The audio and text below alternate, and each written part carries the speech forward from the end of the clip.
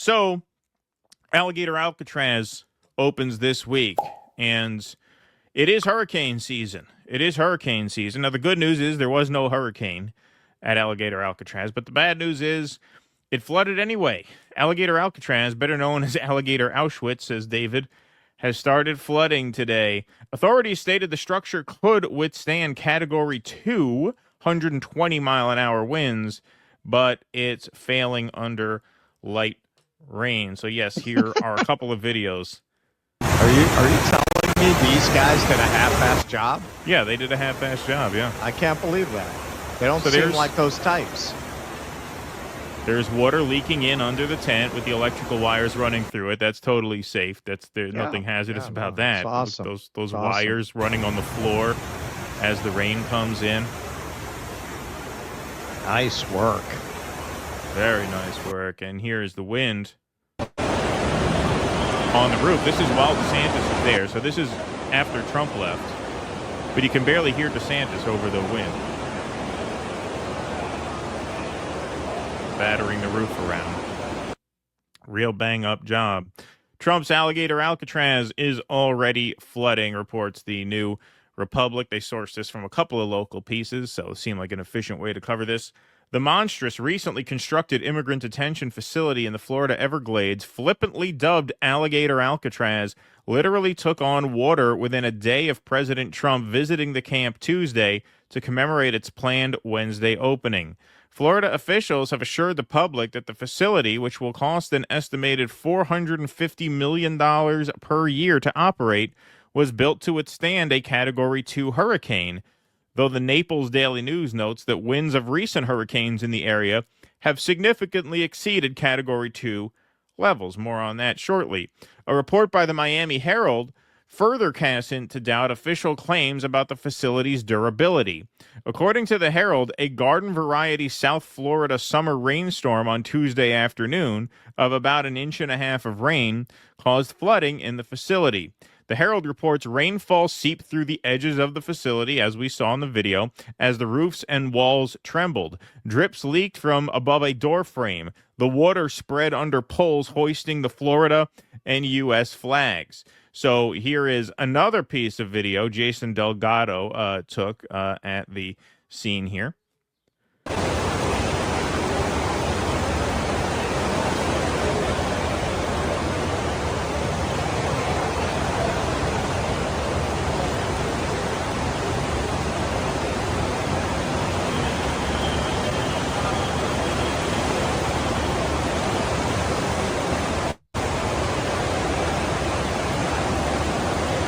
Go. Very, very nice work. Apparently, despite this, they did check in their first group of criminal aliens, as they said, last night. That was the plan as of the reporting yesterday evening, the AP. I'm assuming that went through. I have not heard otherwise, but we will have to obviously stay tuned to this story as it progresses. On Wednesday, the Florida Division of Emergency Management told the Herald that contractors overnight went back and tightened any seams at the base of the structures that allowed water intrusion during a heavy storm. Okay, so they brought in, whatever, Larry the Cable Guy to come fix it. All right, should be clear. Yeah, that ain't going nowhere. Wow. They went back and tightened any seams at the base of the structures that allowed water intrusion during the heavy storm, claiming flooding had been minimal. Well, it was, as this said, a garden variety storm. It's the Everglades. It's Florida. It's swampland. It rains a lot. A lot. You get about 60 inches of known rainfall for it every summer. Yeah, that's why it's a swamp. That's why the gators and the pythons live there, because it rains a lot. They get about 60 inches of rain a year. So this was essentially nothing. This was nothing. This was not even considered a minor stress test. And you have water seeping in, flowing over the fucking wiring. The news validates growing concerns about the condition of the facility, which was jury-rigged on a site known to be prone to flooding. Yes, of course. So here's the Naples Daily News. What were max winds for the 3 last major hurricanes to affect southwestern Florida? So according to the state of Florida, which take that what you will, it can withstand, that tent there can withstand hurricane Category 2 force winds, which would be 120-mile-an-hour winds, which I personally doubt very much that it's capable of doing that if we saw it shaking like that under just the standard issue rainstorm. I used to work craft shows. I used to work in tents like this that were built essentially the same way. And yeah, I don't know that those would be able to sustain 120-mile-an-hour winds. Obviously, perhaps these are a bit stronger, but not if we are to take last night, or Tuesday night rather, as evidence. So let's take a look at some of the three last major hurricanes to affect southwestern Florida. So 2022, Hurricane Ian had top maximum sustained winds of 155 miles per hour, just shy of reaching Category 5 classification, the strongest on the Saffir-Simpson hurricane wind scale. Hurricane Helene, we all remember that last year, 2024. That was Category 4 with peak winds of 140 miles an hour. After that, Hurricane Milton reached its top intensity on October 7th, 2024, as a Category 5 hurricane with maximum sustained winds of 180 miles an hour. So by their own admission, this can sustain winds of 120 miles an hour, basically, without caving in or getting blown away. Just shows you here, the last three hurricanes to affect this area had winds far north of 120 miles an hour. They opened this facility during hurricane season. Summer is hurricane season. So what the hell do you think is going to happen there? Of course, the reason they had to put it here is because they have to merchandise it, right? They got to merchandise it. They got to move stuff. Amazon is now selling Alligator Alcatraz merch. It's not just the Florida Republican Party, right? So when they say, you know, the libs used to say cruelty is the point.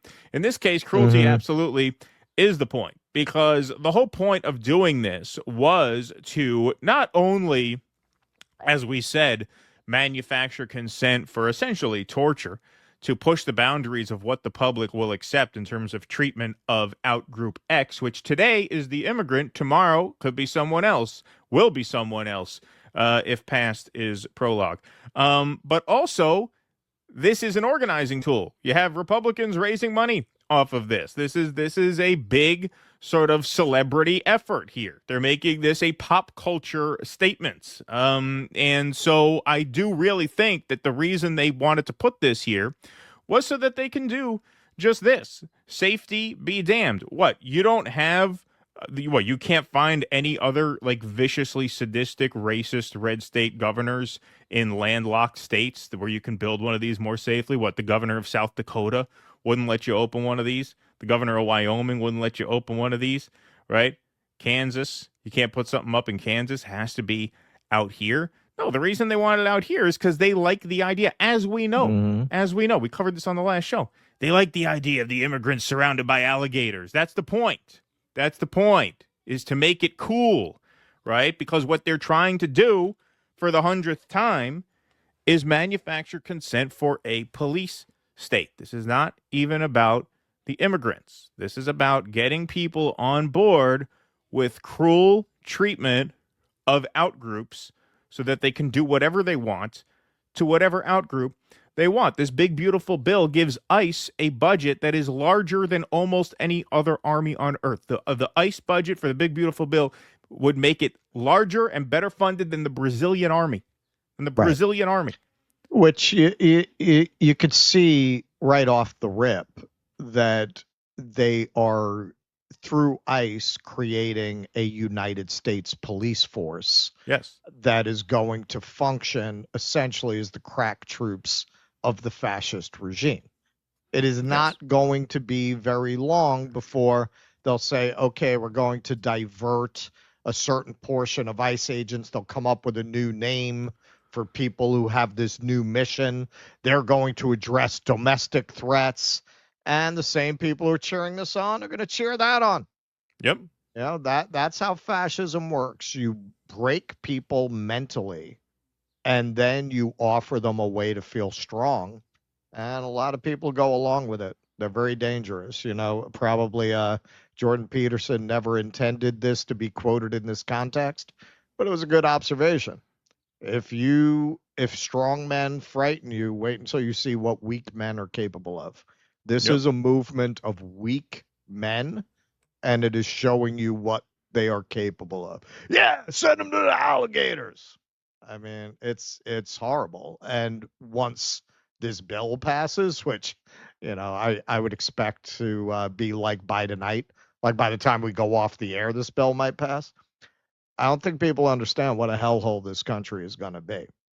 Yeah. By the time a lot of these people realize it, it's going to be too late. A lot of these same people who are cheering us on are going to be the biggest victims of these policies. Please clap.